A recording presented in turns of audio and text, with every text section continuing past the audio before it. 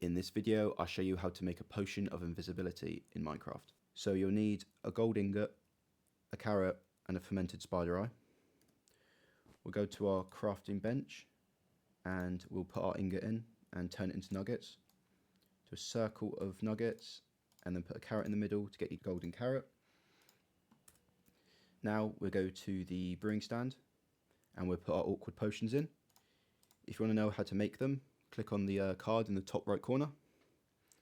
Now we'll put our golden carrot in, and now we have our Potions of Invisibility.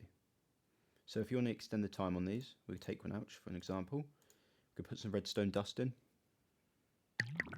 There we go, and these have gone from 3 minutes to 8 minutes.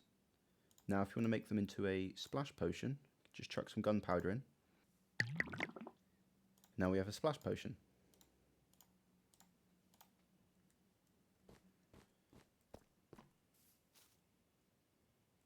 So you can see my character here.